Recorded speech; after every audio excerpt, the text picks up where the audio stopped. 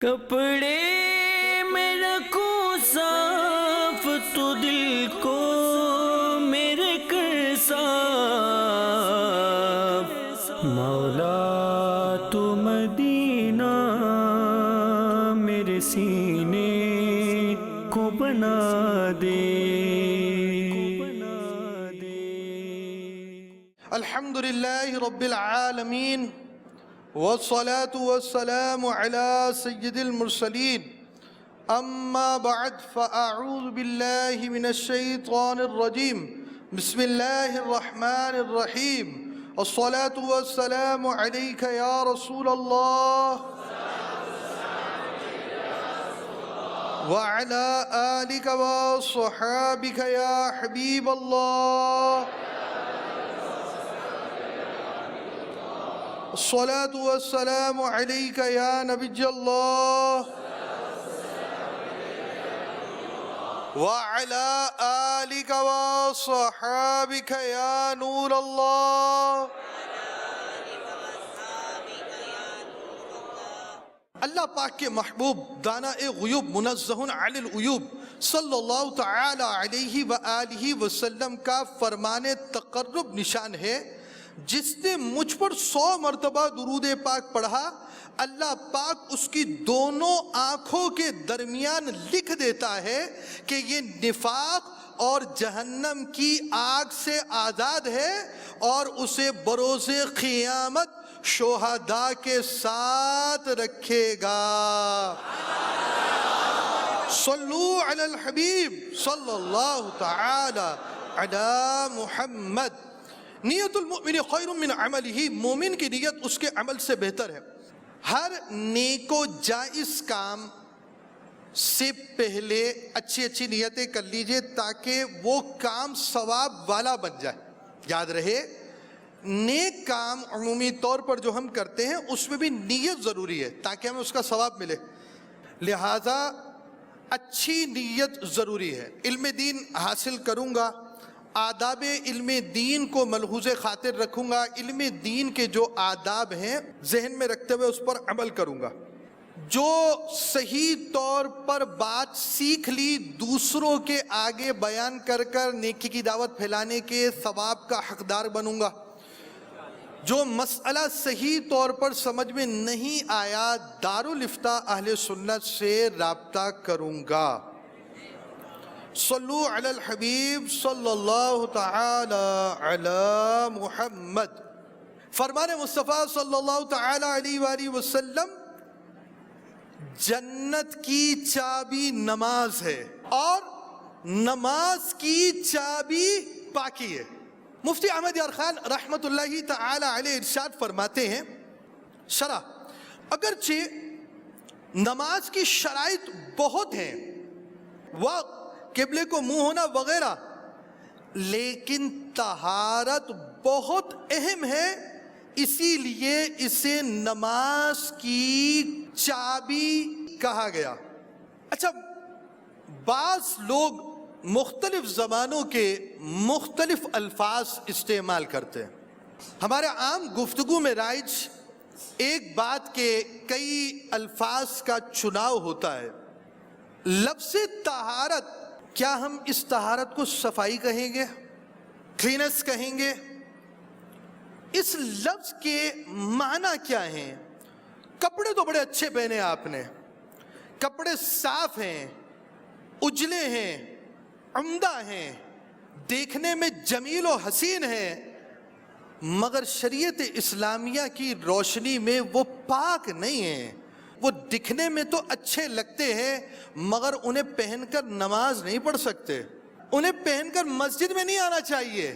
وہ ایسے لباس ہے کہ ان لباس کے ساتھ اللہ کی عبادت نہیں کرنی چاہیے۔ بڑی اچھے انداز سے لباس تو ہم پہن لیتے ہیں، سلا تو لیتے ہیں، عمدہ لباس پہننے کی عادت ہوتی ہے، مگر وہ لباس پاک ہے یا نہیں، میں پاک ہوں یا نہیں، میرا بدن پاک ہے یا نہیں، ان ساری باتوں کو جاننا طہارت سے ہے۔ ہر عاقل و بالغ مسلمان مرد و عورت کے لیے طہارت کے وہ احکام سیکھنے فرض عین ہیں جن سے نماز درست ہو سکے۔ طہارت میں 3 چیزیں آئیں گی۔ پہلی چیز نمازی کا پاک ہونا، آپ پاک ہیں، آپ کا لباس پاک ہونا، بدن پاک ہونا، اور اس کے ساتھ جس جگہ نماز پڑھ رہے ہیں اس کا پاک ہونا۔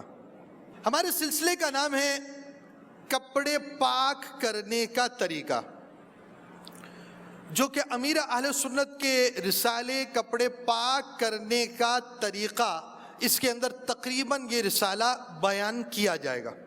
اس سلسلے میں آپ جان سکیں گے نجاست غلیظہ اور نجاست خفیفہ، چھوٹی بڑی ناپاکی کسے کہتے ہیں، نماز کس طرح کے پاک کپڑے میں پڑھنی چاہیے، کتنی ناپاکی سے نماز میں خرابی آئے گی، دیوار، زمین، درخت وغیرہ کیسے پاک ہوں، واشنگ مشین میں کپڑے پاک کرنے کا عملی طریقہ۔ ضروری نہیں ہے کہ آپ کپڑے دھوتے ہوں، آپ میں ایک تعداد یا بھاری اکثریت ایسی ہوگی کہ زندگی میں ایک بار بھی کپڑے نہیں دھوئے ہوں گے، کہ کپڑے دھونا جو ہے وہ کسی اور شعبے کا کام ہے، ہمارے کام کچھ اور ہیں، اور جو گھر کے اندر جو شعبہ ہوتا ہے اس کا کام ہوتا ہے کہ کپڑے دھوئے۔ تو کپڑے دھونا بھی ہمیں نہیں آتے، انشاءاللہ الرحمن ہم آپ کو اس سلسلے میں واشنگ مشین سے اس طرح کپڑے دھوئیں اس کا عملی طریقہ بھی دکھائیں گے کہ ناپاک کپڑا بھی اگر واشنگ مشین میں جائے گا تو وہ کپڑا پاک ہو جائے گا۔ ناپاک کپڑے پاک کرنے کا عملی طریقہ، اور اس سلسلے میں تقریباً امیر اہل سنت کا رسالہ کپڑے پاک کرنے کا طریقہ مع کچھ اضافہ و ترمیم شامل ہے۔ صلو علی الحبیب صلی اللہ تعالی علی محمد۔ نماز کی ایک شرط، ایک شخص آیا ہے، مسجد میں آیا ہے یا گھر میں ہے، نماز ادا کر رہا ہے، تو چند باتیں ذہن میں رہیں۔ ایک شخص نے جو نماز ادا کرنی ہے تو نماز ادا کرنے سے پہلے کچھ کاموں کا ہونا ضروری ہے۔ آپ کو نماز جب پڑھنی ہے تو آپ کو نماز کے معاملے میں یہ چیزوں کا لحاظ رکھنا ہوگا۔ آپ نماز پڑھنے جا رہے ہیں، اللہ پاک کے حضور سجدہ کرنے جا رہے ہیں، وہ اعلیٰ جسم کا حصہ کہ بندہ اسے قدر تھوڑا جھکانا بھی اپنے معاملے کے اندر کچھ عار محسوس کرتا ہے، سر کے جھکنے سے بندہ بچتا ہے، اور وہ جسم کا اعلیٰ حصہ اپنے رب کے حضور زمین، جسے وہ ایک ادنا مقام سمجھتا ہے، اس مقام پر رکھ دینے کی عاجزی کرنے کے لیے آیا ہے، اللہ کے حضور آیا ہے، اس رب کے حضور آیا ہے جس نے اسے اتنی نعمتیں دیں، اتنی نعمتیں دیں، اتنی نعمتیں دی کہ بندہ شمار نہیں کر سکتا۔ اللہ رب العالمین اسے رزق دیتا ہے تو وہ کھاتا ہے، اللہ رب العالمین اسے دیتا ہے تو وہ پہنتا ہے، اللہ رب العالمین اسے ہوا دیتا ہے تو وہ سانس لیتا ہے، وہ خوراک دیتا ہے تو یہ کھاتا ہے، وہ پانی دیتا ہے تو یہ پیتا ہے۔ اللہ پاک نے اسے رہنے کے لیے مقام دیا، پہننے کے لیے لباس دیا، اس کی انسیت کے لیے اسے خاندان دیا، اور اللہ پاک نے اتنی نعمتیں دی، اس نعمتوں کے شکرانے کے لیے جب بندہ اللہ پاک کے حضور حاضر ہوگا، اللہ پاک کی بارگاہ میں حاضر ہو رہا ہے تو نماز ادا کر رہا ہے، تو اسی اسلام نے، اسی شریعت نے، اسی دین نے، اسی پیارے آقا صلی اللہ تعالی علیہ وآلہ وسلم کے مبارک دین نے، اسی مذہب اسلام نے کچھ تعلیمات دی ہیں کہ جب تم نے عبادت کرنی ہے، جب تم نے اللہ پاک کی اطاعت کرنی ہے، جب تم نے اللہ پاک کے حضور سجدہ کے لیے زمین پر سر رکھنا ہے، تو تمہیں یہ آداب بھی ملحوظ خاطر رکھنے ہیں۔ اللہ پاک نے تم پر نماز کو فرض کیا ہے، عبادت کو لازم کیا ہے، تو شریعت اسلامیہ نے وہ عبادت کیسے کرنی ہے وہ بھی ہمیں بیان کیا ہے، اور ساتھ ہی ساتھ اس عبادت کو کرنے والا، اللہ رب العالمین کی اطاعت کرنے والے کو جنت عطا کرنی جائے گی، کہ اللہ پاک اپنے فضل سے اپنی عبادت کرنے والوں کو جنت عطا فرمائے گا۔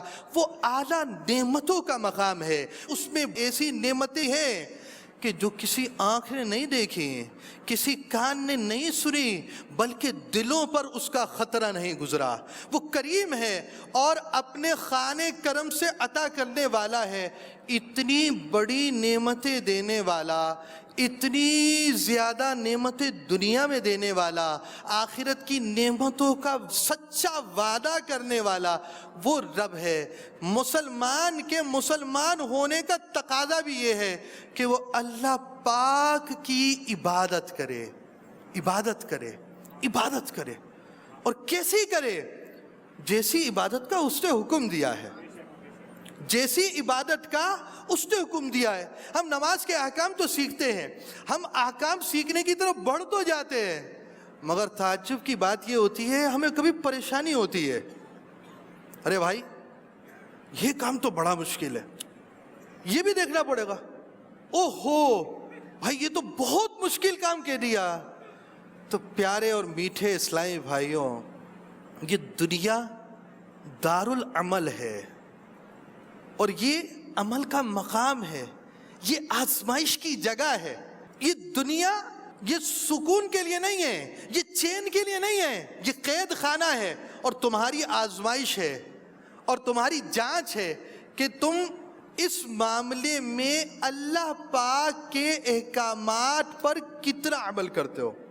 تو سب سے بنیادی چیز آپ کے لیے یہ سبق ہے کہ اللہ پاک کی عبادت بھی کرنی ہے، اور جیسے عبادت کرنے کا حکم ہے ویسی عبادت کرنی ہے۔ اچھا اب ہم عبادت کی طرف بڑھ رہے ہیں، اس سے پہلے کہ ہم نماز کی طرف بڑھیں، نماز میں داخل ہونے سے پہلے ہم نے کچھ چیزوں کو سمجھنا ہے، اور یہ کئی چیزیں ہیں۔ اللہ پاک کی عبادت سے پہلے علم کا ہونا ضروری ہے۔ رمضان مبارک میں روزے رکھنے ہیں تو روزوں کی ضروری معلومات ہونا ضروری ہے، نماز پڑھنی ہے تو نماز کی ضروری معلومات کا ہونا ضروری ہے، اسلامی عقائد کا معلوم ہونا یہ بھی ضروری ہے، ہمارے جو ضرورت کے مسئلے، کاروبار کیسے کرنا ہے یہ بھی پتہ ہونا چاہیے، یہ بھی پتہ ہونا چاہیے کہ ہم اگر ملازم ہیں تو ملازم کے کیا ذمہ داریاں، شرعی ذمہ داریاں کیا ہیں، ہمارا گھریلو معاملات ہیں تو لوگوں سے جو تعلقات ہیں اس کے مسائل بھی معلوم ہونے چاہیے، یہ ساری باتیں تو معلوم ہونی چاہیے۔ لیکن ایک وہ عبادت جو فرض اعظم ہو، ایک وہ عبادت جس کا سب سے پہلے سوال ہونا ہے، پوچھا جانا ہے، اس عبادت کو سیکھنے کا بھی اگر ہمارا ذہن نہیں ہو، ہم تجارت کو کیا سیکھیں گے، ہم اجارے کو کیا سیکھیں گے، ملازم رکھنے اور ہونے کے مسائل کو کیا سیکھیں گے؟ ہم نماز کے مسائل تو سیکھ لیں، اور نماز کے مسائل سیکھنے کا ہمارا ذہن تو ہو، اللہ پاک کی رحمت ہو امیر اہل سنت پر، اور آپ کے صدقے ہم موجودین اور اس وقت دیکھنے والے مدنی چینل کے ناظرین مسلمین کی بے حساب مغفرت ہو۔ امیر اہل سنت نے دعوت اسلامی کا مدنی ماحول دیا، دعوت اسلامی کے مدنی ماحول میں جہاں ہمیں عقائد و اسلام کی صحیح خطوط پر سوچ ملتی، وہاں عبادتوں کو کرنے کا جذبہ اور سیکھنے کی سوچ بھی دی جاتی ہے، ساتھ اپنے اخلاق سنوارنے کا بھی سلسلہ ہوتا ہے، اور فرائض میں سے ہے، فرض علوم میں سے ہے، مہلکات یعنی بعض ہلاکت میں ڈالنے والے اعمال اور ان کے معالجات، ان سے بچنے کے طریقے جاننا. حسد کیا ہے، میں حسد سے کیسے بچوں؟ تکبر کیا ہے، میں تکبر سے کیسے بچوں؟ ریاکاری کیا ہے، میں ریاکاری سے کیسے بچوں؟ اسی طرح بعض اخلاق اچھے بھی ہوتے ہیں، منجیات، نجات دلانے والے اعمال اور انہیں حاصل کرنے کے طریقے. اخلاص کیا ہے، میں مخلص کیسے بنوں؟ ایثار کیا ہے، مجھے ایثار کیسے حاصل ہو؟ صبر کیا ہے، میں صابر کیسے بنوں؟ شکر کیا ہے، میں شاکر کیسے بنوں؟ تو الحمدللہ دعوت اسلامی کے مدنی ماحول میں اخلاقیات بھی سکھائے جاتے ہیں، اخلاقیات کا درس دیا جاتا ہے، مہلکات برے اخلاق سے بچانے کی سوچ دی جاتی ہے، اس کے طریقے بھی بیان کیے جاتے ہیں، منجیات، نجات دلانے والے اعمال کی اہمیت بھی بتائی جاتی اور انہیں حاصل کرنے کے طریقوں کی طرف راغب بھی کیا جاتا ہے. یہ چیزیں سب ضروری ہیں، یعنی صرف ایک چیز ہی اسلام نہیں ہے. اسلام کے غسل میں بہت ساری چیزیں ہیں جو سیکھنی ہیں. اللہ پاک کے گھر میں آئے ہیں اور یہاں آنے کے بعد بھی اگر ہم سیکھنے میں غافل ہو جاتے ہیں، مدنی مذاکروں میں ہم موجود نہیں ہوتے، حلقوں میں ہم نہیں ہوتے، نماز کے احکام سیکھنے کے معاملے میں ہم غافل ہوتے ہیں، تو کیسی حسرت نہیں ہے؟ ایسی جگہ آ گئے، ایسی جگہ آ گئے جہاں بٹ رہا ہے، ایسی جگہ آ گئے جہاں مل رہا ہے، ایسی جگہ آ گئے جہاں پر سوارا جا رہا ہے. ہم سوارنے والے مکتب میں آ گئے مگر سورنے کا وقت نہیں ہے. یہاں آ کر بھی ہم دوستوں کے ساتھ ہیں، یہاں آ کر بھی ہم موبائل کے ساتھ ہیں، یہاں آ کر بھی ہم رفقا کے ساتھ ہیں، یہاں آ کر بھی ہم بے وقت سو رہے ہیں، بے وقت کھا رہے ہیں، بے وقت جا رہے ہیں، بے وقت آ رہے ہیں. تو پھر ہمارے لیے محرومی ہے یا نہیں ہے؟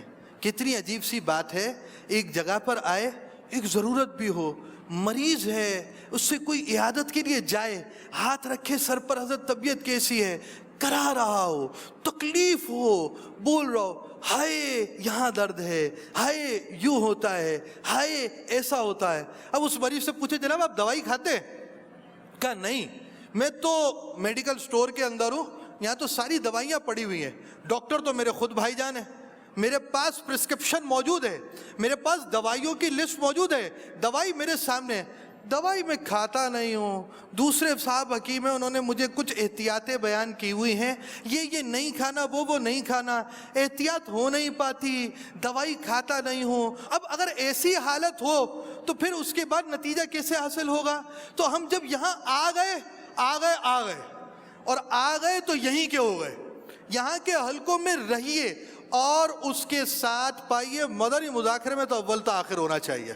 مدنی چینل کے ناظرین کو بھی مدنی مذاکرے میں اول تا آخر ہونا چاہیے. براہ راست ہوں مدنی مذاکرے مختلف ذرائع سے آپ حاصل کر سکتے ہیں.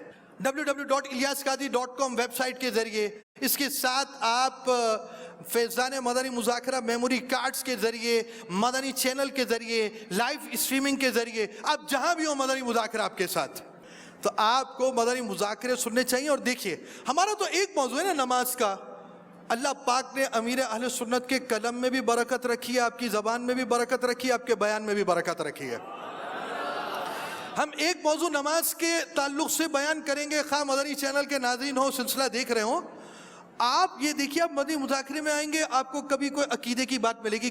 تو مدنی مذاکرے کی اہمیت سمجھنی ہے آپ نے. میں ایک مدنی پھول دیتا ہوں. آپ کے پاس قلم ہوتا ہے، پیڈ ہوتا ہے آپ کے پاس؟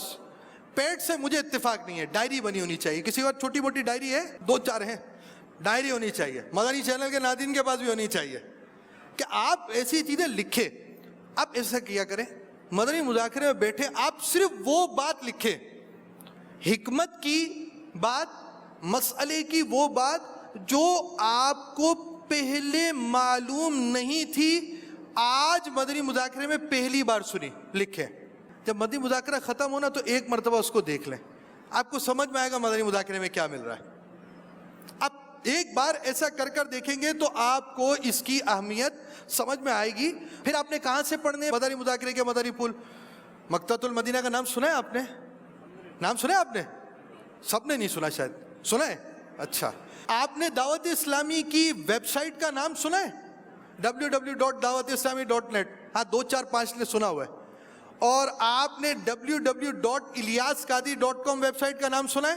آپ یہاں جائیے، فیضان مدنی مذاکرہ رسالے تحریری صورت میں آپ کو یہاں مل جائیں گے، اور اب تک یہ کئی رسالے، 10 رسالے آ چکے ہیں، تو آپ یہ رسالوں سے یہاں پڑھیں گے تاکہ غلطی بھی آپ کے پڑھنے اور سمجھنے کی نہ ہو۔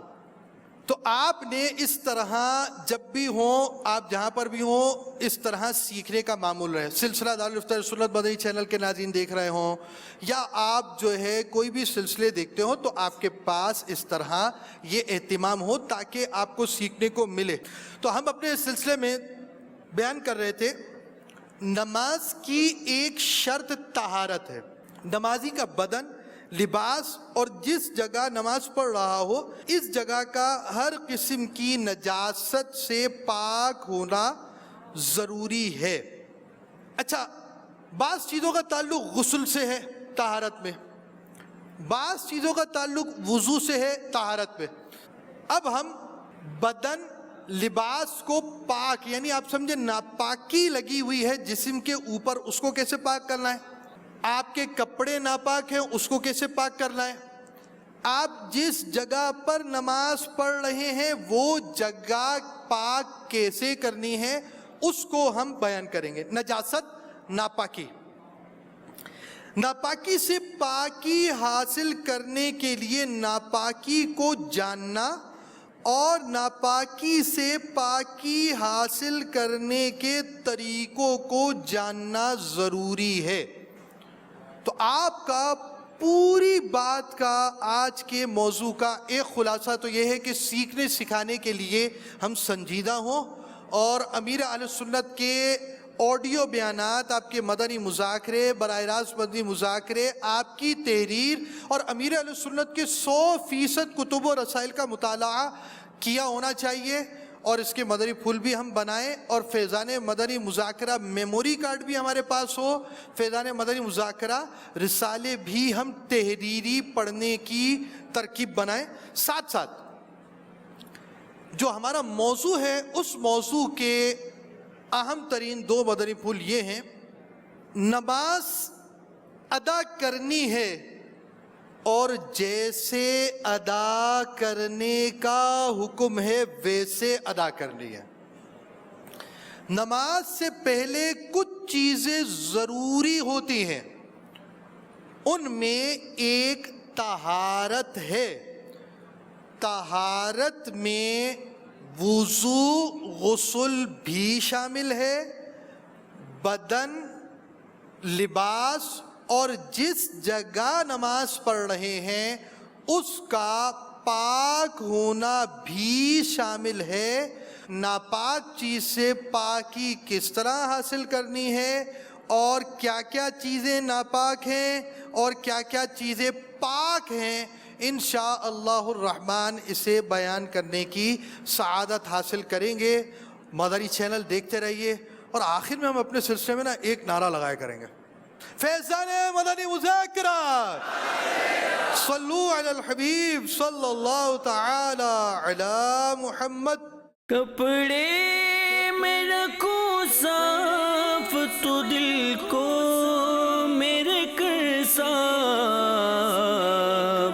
مولا تو مدینہ میرے سینے کو بنا دے۔